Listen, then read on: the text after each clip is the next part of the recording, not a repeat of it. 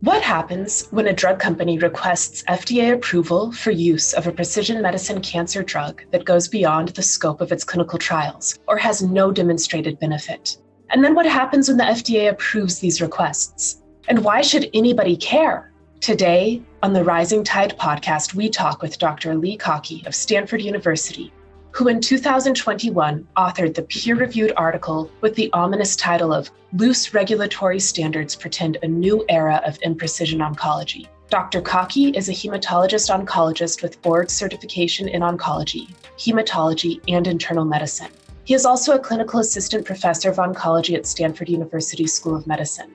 And what's most important, Dr. Cockey is paying attention and publishing about the advances in his field, and some of what he sees worries him. In preview, Dr. Cockey has some concerns about the current state of precision medicine in treating cancer patients. My concern with precision medicine is that it's perceived to be more precise than it truly is.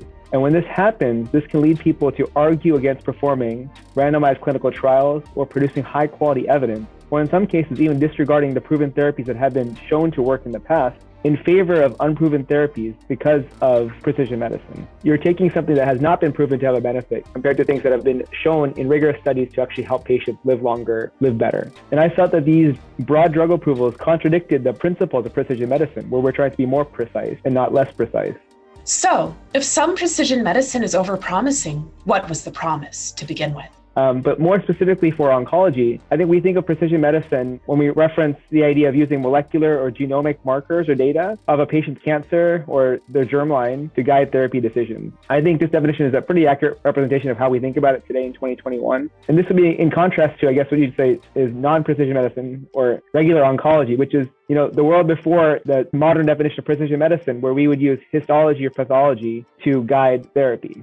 I think the promise of precision medicine in oncology is the idea that we could test a patient's tumor for molecular change and then use that information to pick the best treatment for that patient. Ideally, that treatment would be highly effective with minimal toxicity. Okay, so precision medicine is meant to be precise and accurate. But what's the harm for patients if drugs are FDA approved beyond the scope of what they've been demonstrated to be able to do? I think the harm is three things. One, they'll experience side effects of treatment. Two, they'll experience the expensive cost of therapy. And three, all of that is with a low likelihood of benefit.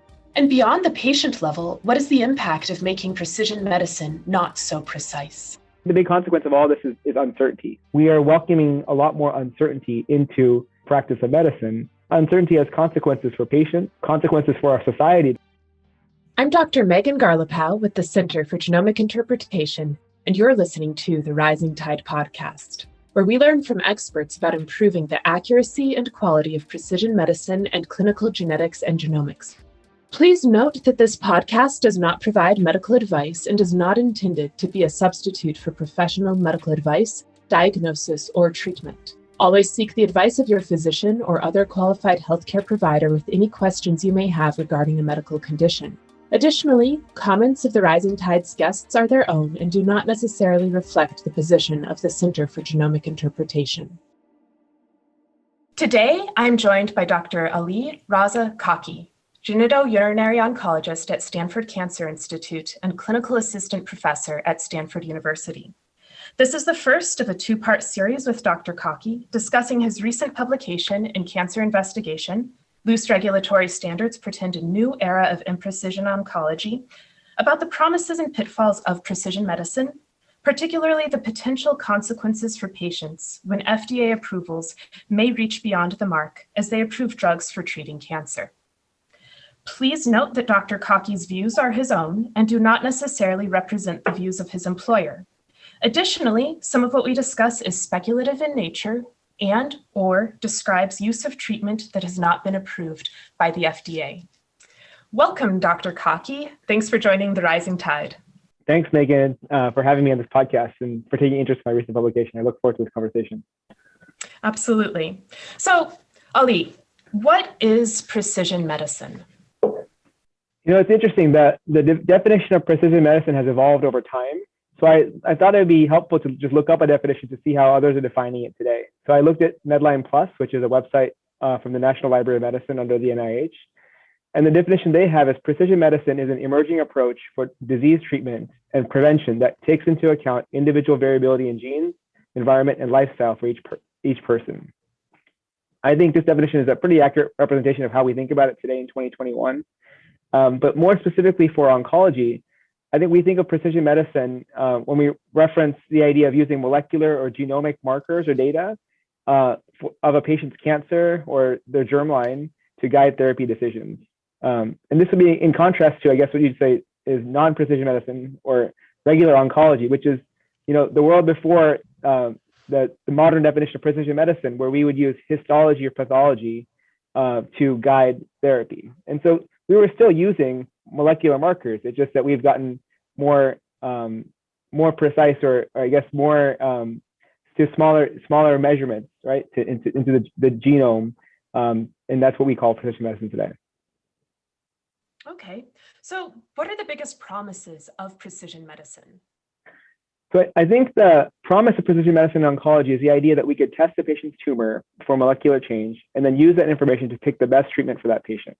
And then ideally that treatment would be highly effective with minimal toxicity. So there have been some examples of this that have been true success stories. The best example is probably one of the first, which is imatinib for chronic myelogenous leukemia, or CML. Prior to the discovery of imatinib, the average life expectancy for a CML patient was measured in years after diagnosis. And treatment included things like toxic therapies like a bone marrow transplant. And now with the identification of BCR-ABL fusion gene and the approval of imatinib and other similar medications, patients can live almost a near normal lifespan, which is remarkable on a single oral medication. There have been other success stories with targeted therapy, things like in lung cancer, we have specific mutations, EGFR, ALK, and others, HER2 positivity in breast cancer. But even with these breakthroughs, only a minority of patients benefit from precision medicine or precision oncology today. In a study from a few years ago, published by Vinay Prasad and colleagues at the Oregon Health Sciences University at the time, it was published in JAMA Oncology. They estimated about 8% of patients with cancer were eligible for a genome-targeted therapy. And this was up from 5% in 2006. So making progress between 2006 and 2018 when this was published, but it's not growing at an exponential rate. It's sort of more of an iterative process of growth. Okay. So taking all of that into account, what are some of the pitfalls of precision medicine? Yeah, I think we'll be talking about the pitfalls today when we get into my article and some of the limitations of recent drug approvals. But I think in general, my concern with precision medicine is that it's perceived to be more precise than it truly is. And when this happens, this can lead people to argue against performing randomized clinical trials or producing high quality evidence, or in some cases, even disregarding the proven therapies that have been shown to work in the past in favor of unproven therapies because of precision medicine. And ultimately, I think biological plausibility can be quite compelling.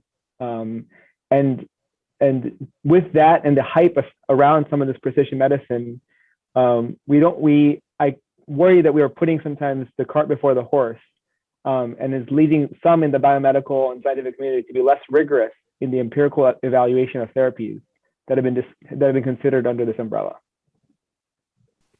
I totally agree. Thank you. So can you please provide a general overview of your January 2021 commentary, Loose Regulatory Standards Portend a New Era of Imprecision Oncology, published in Cancer Investigation? What motivated you to write it? What happened, and why does it matter? Yeah, so in this commentary, I reviewed two recent drug approvals from the FDA that were both approved in 2020, that I thought the drug approval indications were broader than the studied population, or in the population that was shown to have benefit in the clinical trial. And I felt that these broad drug approvals contradicted the principles of precision medicine, where we're trying to be more precise and not less precise. And the idea of identifying a specific group that would benefit from a therapy and only treating those patients. So when you are approving it for more than those patients, then that's a complete contradiction. So I wanted to highlight that and discuss this. Okay.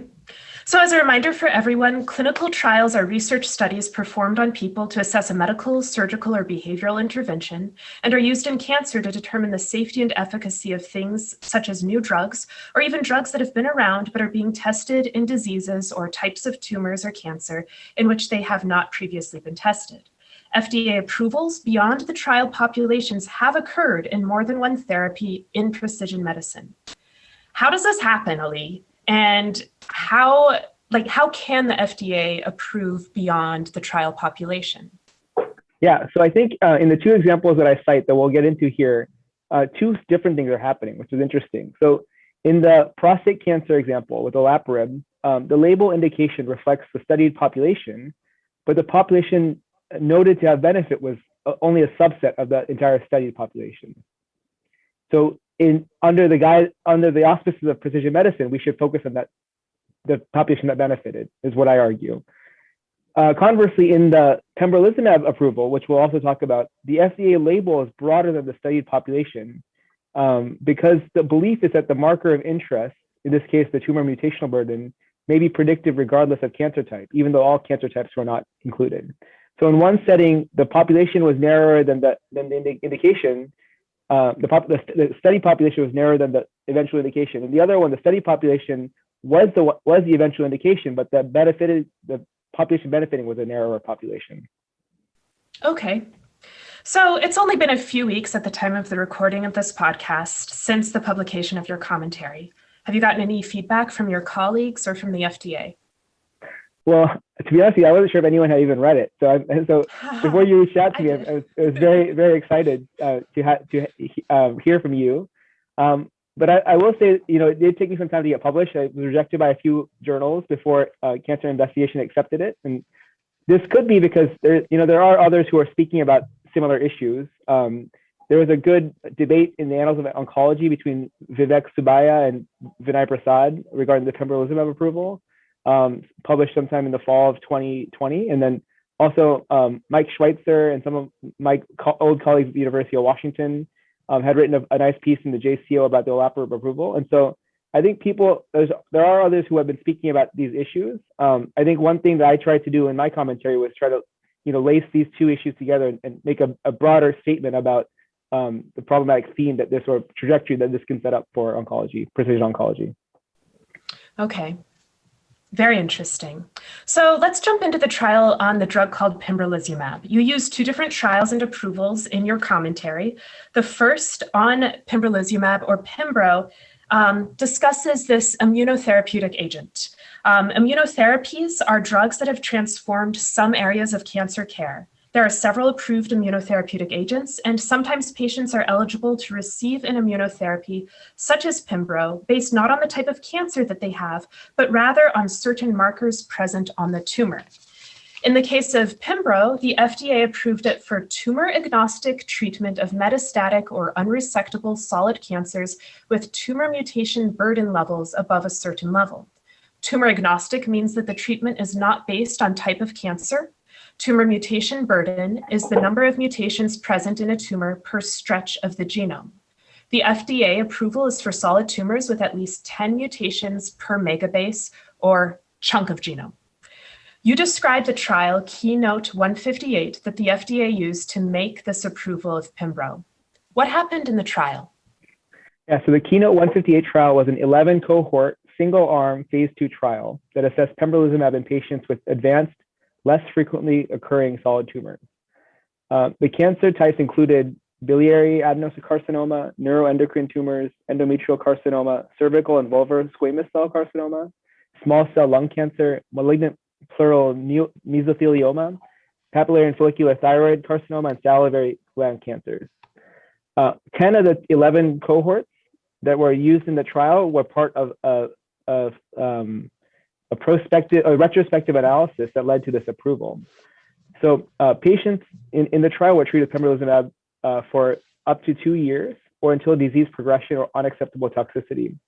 And as part of the trial, tissue samples had been collected. And then for this exploratory analysis, these samples underwent Foundation 1 testing, which is a genomic testing platform, which includes as part of the evaluation tumor mutational burden. So the exploratory analysis that led to the approval compared the tumor response rate, or what percent of patients had their tumor shrink by at least 30%, between those with a TMB of 10 mutations per megabase or higher compared to those with a TMB of less than 10. And the analysis identified 102 patients who were considered TMB high, and the response rate in this population was 29.6%, or about a third of patients had had their tumor shrink by at least 30%, compared to only 6%, 6.7% in the 688 patients who were considered non-TMB high. And so while the response rate was higher in the TMB high population, the durability response, or how long a patient who had a response maintained that response, as well as the overall survival, was the same between the two groups, the TMB high and TMB low group. So it was really only a greater proportion of patients were having their tumors shrink. What's interesting is that in patients that were enrolled in this trial between 2016 and 2019, but since this time, or in this time, some of the cancers included in this trial have also had approvals based on other clinical trials. So among the 102 patients who were TMB high, 34 had small cell lung cancer, which has subsequently had an immune checkpoint inhibitor approval. 16 had cervical cancer and 15 had endometrial cancer. So those 65 patients actually all had a pembrolizumab approval for their histology and not necessarily for the TMB. And the next two cancers, actually, anal and vulvar, also had other immune checkpoint inhibitor approval. So drugs like pembrolizumab that work the same way but are not pembrolizumab. So of the 102 patients who were considered TMB high, 89% of them had tumors which had already shown benefit to checkpoint inhibitors. So why I bring this up is that, it may be that the histology, what we already knew about the cancer before looking at TMB, is already also telling us who is going to benefit from the treatment. And the TMB may not be adding that much to what we already know from histology. Okay, that's very interesting. And I think that's very important to note. So we have this trial population that you just described for us. How does it compare to the FDA drug approval population, what we see now on the Pembro label from the FDA? Yeah, so I mentioned the trial population included these 10 broad tumor types of some of the more rare tumors, but the FDA drug approval did not restrict the approval to these cancer types.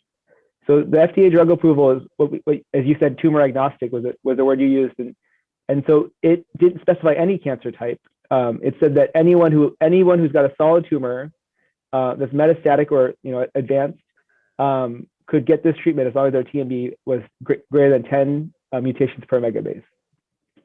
So what's notably absent from the trial population, which I think is important, is that patients with prostate and breast cancer, the two most prevalent cancer types in the country, were not represented in this trial population.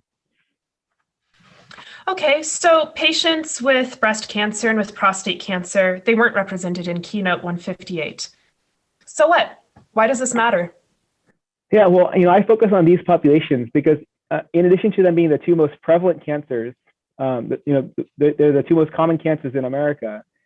Neither of these cancers has shown much efficacy. Neither the immune checkpoint inhibitor class, the class of drugs like pembrolizumab, has not been shown to really work well in these two cancers. There are some exceptions. Triple negative breast cancer has shown some benefit to this, but in general, these two cancer types have not responded well to these therapies. In a prior phase 1 study of immune checkpoint inhibitor, a different immune checkpoint inhibitor called avelumab in breast cancer, the response rate, the percent that had that 30% shrinkage, was only 3%. Similarly, in a prostate cancer trial, the Keynote 199 trial, investigating pembrolizumab in prostate cancer, the response rate was 3 to 5%. So this is similar to the non-TMB high response rates that we're seeing in the reanalysis of the Keynote 158 trial. So what this means is that this broad TMB high pembrolizumab approval includes these common cancers, even though patients with these cancers weren't included in this analysis. So if the medication doesn't work for these cancers, which we don't know since it wasn't included, there is potential for significant harm to a lot of people. But then the next question becomes, so what do we know about TMB for these cancers? And the data, I mentioned before, were just general clinical trials for those populations, the breast and prostate. There have been some analyses looking at TMB in these populations. And there, the data is a little bit more promising. So maybe we're not completely lost here. There was a presentation from something called the CAPER registry at ASCO in 2019 that reported outcomes for breast cancer patients based on TMB. And they used a cut point of 9 mutations per megabase. And it reported that breast cancer patients had a 20% response rate with pembrolizumab in that registry. So it's not even a clinical trial, but they're capturing the data after the fact and following those patients forward. But what we don't know about this population based on that presentation is what subtype of breast cancer they had. Were these triple negative breast cancer patients that would have already had an FDA indication for a checkpoint inhibitor? And whether, or were there other types of breast cancer? And did all the different subtypes of breast cancer benefit equally with the TMB high, or was histology or other markers more predictive than TMB? Similarly, in prostate cancer, there was a follow-up biomarker analysis of the Keynote 199 trial that I mentioned that had the low response rates, the 3 to 5% response rates. That did note that the people who had a higher TMB was associated with a better PSA response, meaning a higher proportion of those patients had their PSA decline while on pembrolizumab. However, the trial did not show an association between TMB high and radiographic progression-free survival, meaning even though the PSA was declining, it didn't necessarily mean that the tumors were shrinking or patients were necessarily living longer. That's not been shown. And so there may be a benefit, but there's a lot of uncertainty around whether patients with prostate and breast cancer benefit from these therapies. So what could this mean for a patient with non-TNBC breast cancer or with prostate cancer? They go into their oncologist and they're prescribed Pembro. What could happen to that patient? Yeah, I mean, it's a concern. I mean, it's possible that they could benefit to pembrolizumab, but we don't know that. There's a lot of uncertainty about what's going to happen to them. And if, for example, if you're a patient with castrate-resistant prostate cancer who has, there's 5 FDA-approved medications for castrate-resistant prostate cancer. If you go on pembrolizumab before receiving these therapies, that you're taking something that has not been proven to have a benefit compared to things that have been shown in rigorous studies to actually help patients live longer, live better. And so that's a decision a patient and their oncologist have to make together, but it comes with a lot of risk and a lot of uncertainty. And then similarly, instead of us doing this off the cuff sort of, in the Wild West, wouldn't it be better for us to do this on a clinical trial? There's plenty of breast and prostate cancer patients out there. They're the 2 most common cancers in America. So why not, measure TMB in these patients and capture and do a rigorous study to actually show that there's a benefit? I agree. So let's talk about tumor agnostic approvals, where it's not based on tumor type, it's just based on solid tumors. Those approvals just based on the TMB, tumor mutation burden. There are other drugs with other indications that are sort of a tumor agnostic approach. Does this work to have one threshold of a biomarker to cover, say, all of the solid tumors? Or if it does work in some circumstances, like what do we need to know about that marker to apply it across different tumor types? Is it appropriate at all? Yeah. So, as you mentioned, this was the 4th tumor agnostic approval that I'm aware of. In addition to pembrolizumab for TMB high tumors, there's pembrolizumab that was approved for MSI high or mismatch repair deficient tumors. So there's other molecular markers that have also been used to approve pembrolizumab. And then there are 2 tumor agnostic approvals for these tropomyosin receptor kinase inhibitors, the TRK kinase inhibitors, the larotrectinib and entrectinib. In all 4 of these approvals, a couple of things to note. One, these approvals are all based on single-arm studies, so studies without randomization. So there already exists uncertainty of how well they work, because without randomization, there's a lot more uncertainty about sort of the true benefit in a population. In addition, I think anytime you have a tumor agnostic approval, if you are from a tumor that was not well represented in that study population, there's additional uncertainty regarding whether the medication will have the same effect on you that it showed in the studied population. Cancer biology is very complicated, and in general, things that work in one setting don't necessarily work in another setting. For example, HER2 targeted agents are much more effective for HER2 positive breast cancer than for HER2 positive gastric cancer. Or in the example of TMB, a wide variety of different cut points for TMB have been utilized for different cancers and in different settings. And it isn't clear that whether there's anything magical about the 10 threshold in pembrolizumab. Maybe 10 is an important number for lung cancer, but the number could be 3 or 5 for prostate cancer or for something else. Or, so that if we are developing these things with a heterogeneous population, then there's a lot more uncertainty about the benefit in a specific patient or population.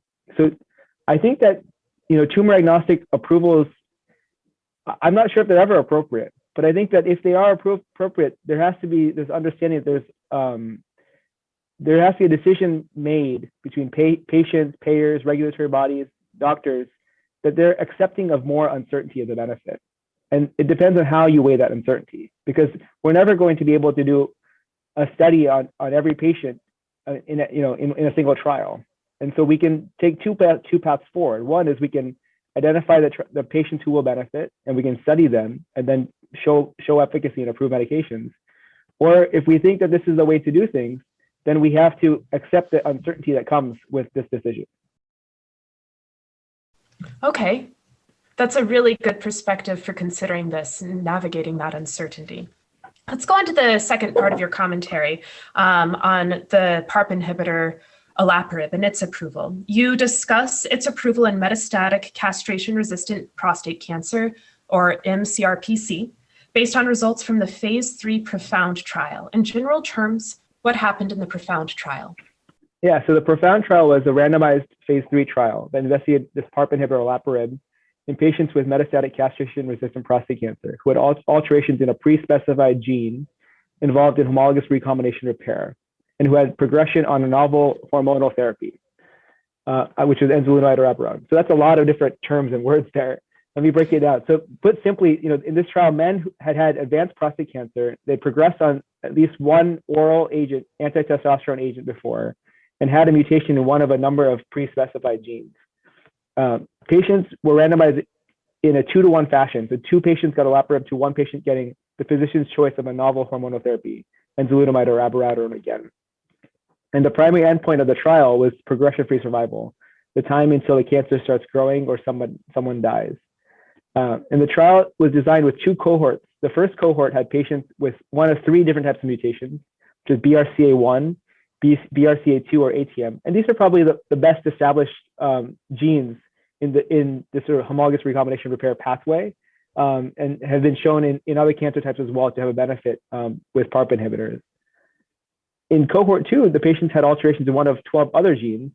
And the trial overall was a positive trial, which showed that progression-free survival was longer in patients who got olaparib compared to the control arm, which is the physician's choice. And it was about just under 6 months in the olaparib arm and 3.5 months in the control arm. So just a couple months longer. And more recently, there was a follow-up publication at the end of 2020 that showed that there was also improvement in overall survival for patients who were treated with olaparib. However, the pre-specified subgroup analysis that was presented in the initial paper showed that the patients who benefited most from these therapies were mostly just the BRCA1 and BRCA2 patients. And most of the other subgroups didn't seem to benefit. And in fact, one of those subgroups, the PPP2R2A mutation group, seemed to do worse than they did with hormonal therapy. Okay, so as a reminder for our audience, olaparib is one of a class of drugs called PARP inhibitors. They function by blocking the PARP enzyme, which can cause death of tumor cells in some types of cancer by blocking the tumor's ability to repair its DNA. Cancers with mutations in certain genes in these repair pathways can be particularly susceptible to treatment with PARP inhibitors, such as olaparib. The most well-known mutations are in BRCA1, BRCA2, or BRCA1, BRCA2 genes, but there's a whole suite of genes involved in DNA repair, some of which might have mutations that could make them sensitive to treatment with PARP inhibition. Olaparib has been approved to treat breast, ovarian, and pancreatic cancer with mutations in BRCA1 and or BRCA2, with some other details in those approvals. Can you please describe olaparib's approval in metastatic castration-resistant prostate cancer? Yeah, so the FDA approval for olaparib states, this is quoting right from the label, for the treatment of adult patients with deleterious or suspected deleterious germline or somatic homologous recombination repair gene mutated metastatic castration-resistant prostate cancer who have progressed following prior treatment with enzalutamide or abiraterone. It's a mouthful. But the big thing here to note is that the FDA didn't limit the approval to just the patients that benefit in the trial, which is the BRCA1 and BRCA2 patients. And that's the population that has been shown in other cancers to benefit, is the BRCA1 and BRCA2 patients. And it allowed the approval for the full patient population studied. Yeah, and so this is unique to prostate cancer. All the other cancer types that this approval has taken place has been restricted to the BRCA population. So the approval in mCRPC, that prostate cancer approval, it includes more genes than in olaparib's other approvals. But as you described previously, an analysis of patients based on the gene with the mutation showed that patients with mutations in BRCA1 or BRCA2, BRCA1 or 2, responded well to olaparib compared to the physician's choice, but other groups either did not respond any differently, or that one group, they responded worse than physician's choice. What does this mean? Why does this matter? Yeah, so what this means to me is that when the FDA approves it for all these other genes, that means that many more men are eligible for treatment with olaparib than were shown to benefit in the trial. And so a patient who is, for example, averse to chemotherapy, he may be inclined to choose, he might, turn to Dr. Google and find out that olaparib is approved and he's got one of those mutations. And he might be inclined to choose that over chemotherapy or other proven therapies that have been shown to, save lives or extend life in prostate cancer. Or there might be a community oncologist who's seeing, 20, 30, 40 patients a day and can't keep up. The first patient he sees is a breast, and he sees a prostate, then he's seeing a sarcoma, and he's seeing a lymphoma and leukemia. There's no way an oncologist can keep up with all the different cancer types and all the different therapies. And so he or she may not know the details of which genes were associated with a benefit. They may not have read this profound trial in such great detail to see that one figure that shows that sort of stratified response rate. So this could mean that there's patients like these patients who experience harm because they're being given a therapy that's not been proven to work for their cancer. And that harm can happen for a period of months until they have evidence of progression. And what is the harm? I think the harm is three things. One, they'll experience the side effects of treatment. Two, they'll experience the expensive cost of therapy. And three, all of that is with a low likelihood of benefit. So instead of that, we could restrict the approval to the population that showed that where they had a benefit. And then it makes it easier for patients, for clinicians, and for the entire oncology community to use these medications responsibly. Okay. I think it is notable too that in Europe, the approval was limited to BRCA1 and BRCA2. I was listening recently to a virtual tumor board, and they described an mCRPC patient with a mutation in ATM, one of those DNA repair genes that is now on the prostate label for olaparib. But one of the clinicians, he commented on how since olaparib's expanded approval beyond BRCA1 and BRCA2, he's had a few patients with pancreatic cancer, which is on the BRCA1 to olaparib label, but he's had a few patients with pancreatic cancer with mutations, potentially pathogenic mutations in their ATM genes, and he's given them olaparib off label. So I'm going to be a bit of a devil's advocate here. Pancreatic cancer is terrible. I mean, the best cancer is the cancer that never occurs. All cancer is terrible. But isn't it compassionate to just try something for this patient? What is compassion in this sort of a situation? Yeah, I mean, I think compassion is giving patients options of treatments that have been shown to work, or things that can help them. And I'm not convinced that this is helpful. And I think that if you are preventing patients from getting treatments that have been proven to be helpful, or if you are promising them, or even they perceive a promise that this medication is going to be beneficial, and this takes them away from other meaningful things in their life, like spending time with their family, or having just dealing with life without dealing with the cost and the toxicity of a therapy that's not been proven to work. That's what I think compassion is. I don't think compassion is giving people therapies just because we have them and because we can, because that's why we do studies in the first place, is so we can have confidence that what we are prescribing can work in patients that we give them. I think in general, when we are lenient in how we approve medications across the board, we are welcoming a lot more uncertainty into the practice of medicine. And that uncertainty has consequences for patients. it has consequences for our society because of the cost of these medications to the country.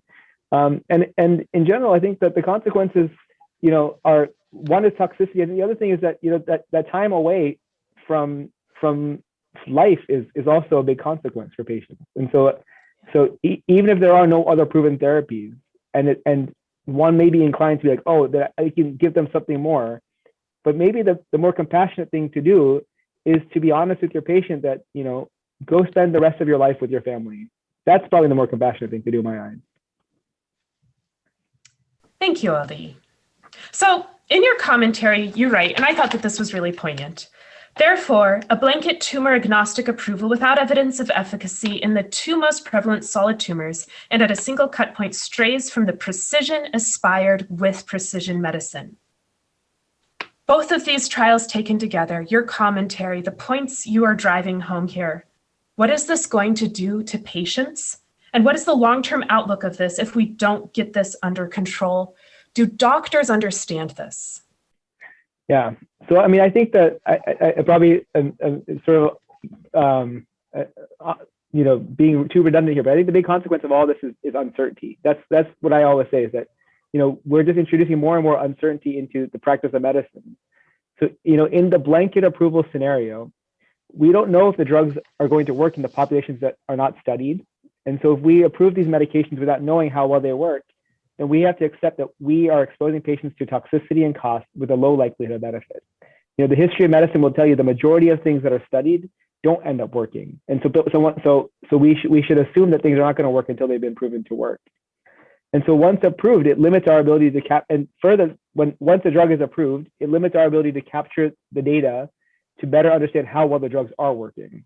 So in the long term, the long-term outlook, if this continues, is what I call the Wild West, where we have lots of drugs, lots of tests, but not really knowing how much anything works really well. So do doctors understand this? I think that it's hard to say. I think that there are many doctors who do understand this. I think the people who understand this best are probably your community oncologists who are seeing all those patients, and they're on the front lines, and they're the ones who are understanding, the limitations of our therapeutics, as well as the burden this can put on patients, both in terms of cost as well as sort of additional toxicity. I think some of us in academia can sometimes be blinded by the lure of precision oncology. I think one of the limitations in medical education broadly is that doctors aren't well trained in the critical appraisal of clinical trials. So if we don't improve this training in medical education, then we also are not equipping future physicians to have the skills they need to make the decisions in the world, especially if the regulatory body is not doing so. So if the FDA is there to protect you and approve only things that have a good efficacy, then you can get away with not having critical appraisal in your physicians, because there's other skills that physicians have. But once you take away that regulatory body actually regulating, then you're putting that onus on doctors, patients, and other members in the healthcare community. I agree. Absolutely. So this is the Rising Tide podcast. A rising tide lifts all boats. What's the way forward from here? What improvements are needed to support meaningful advances in precision medicine? How can we raise the tide so that precision medicine can improve? Yeah, it's a great question. I think we can raise the tide by doing the following. First, I think we have to conduct precise, randomized clinical trials of novel therapies in the populations of interest. So precision medicine should start with precision in study design. I think using clinical trial tools is important. So using randomization.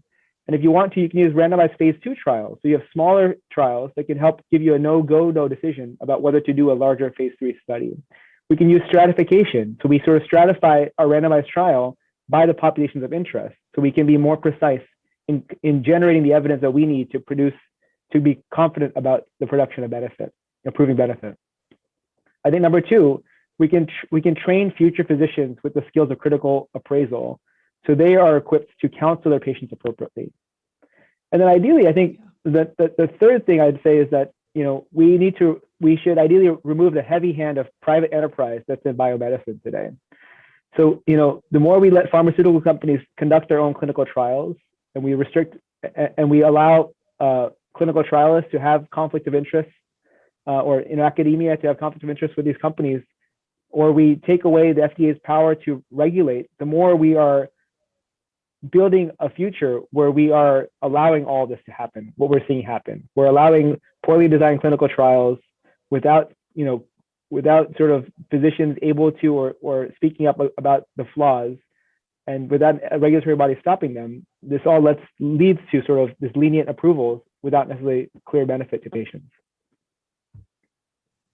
Wow. Ali, thank you so much for sharing your insights, knowledge, and experience. This is incredible. This whole conversation has been excellent. This concludes the first of a two-part series we're doing with Ali. So stay tuned for the next episode, when we get to dive into more details of these trials and approvals and look for opportunities to improve so that the right patients can receive the right treatment at the right time. If you loved this episode of the Rising Tide podcast, please support us on Patreon and select us on Amazon Smile. The Center for Genomic Interpretation can help your organization identify high-quality clinical genetics and genomics partners, or can help a laboratory identify areas for quality improvement. Through Elevate Genetics, we engage with laboratories, encourage genetic and genomic test validity, and assess test efficacy. Find us at clarifygenetics.org and genomicinterpretation.org. For our listeners following along on YouTube, remember to hit subscribe and to activate alerts for when we post new episodes.